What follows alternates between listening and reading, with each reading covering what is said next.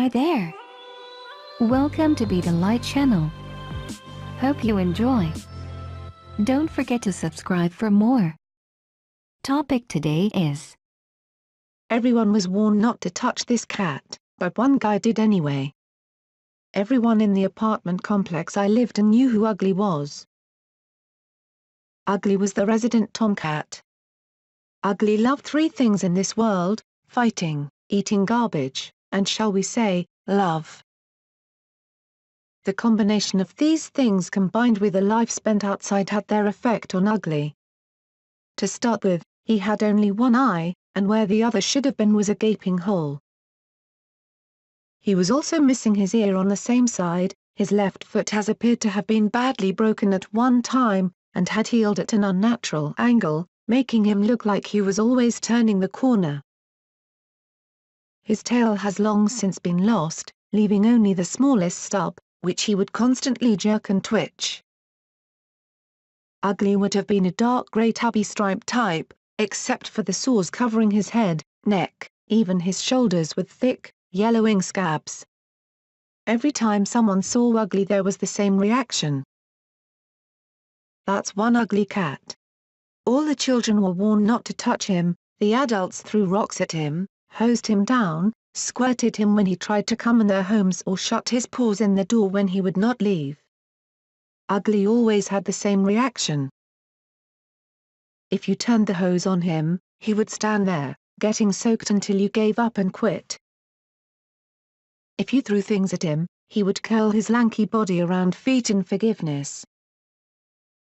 Whenever he spied children, he would come running meowing frantically and bump his head against their hands, begging for their love.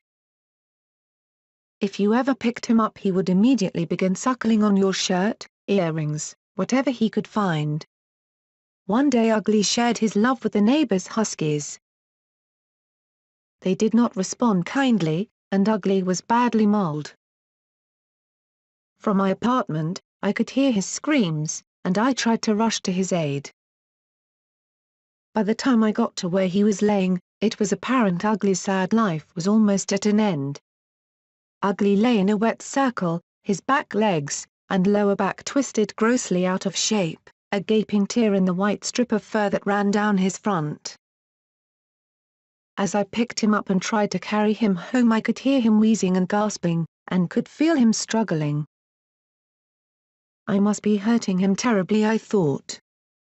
Then I felt a familiar tugging, sucking sensation on my ear. Ugly, in so much pain, suffering and obviously dying, was trying to suckle my ear. I pulled him closer to me, and he bumped the palm of my hand with his head, then he turned his one golden eye towards me, and I could hear the distinct sound of purring. Even in the greatest pain, that ugly battle-scarred cat was asking only for a little affection, perhaps some compassion. At that moment I thought Ugly was the most beautiful, loving creature I had ever seen. Never once did he try to bite or scratch me, or even try to get away from me, or struggle in any way.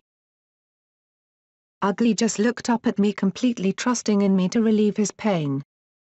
Ugly died in my arms before I could get inside, but I sat and held him for a long time afterward, thinking about how one scarred, deformed little stray could so alter my opinion about what it means to have true pureness of spirit, to love so totally and truly. Ugly taught me more about giving and compassion than 1,000 books, lectures, or talk show specials ever could, and for that, I will always be thankful. He had been scarred on the outside, but I was scarred on the inside, and it was time for me to move on and learn to love truly and deeply. To give my total to those I cared for. Many people want to be richer, more successful, well-liked, beautiful, but for me, I will always try to be ugly. If you know someone who might like this, please click share.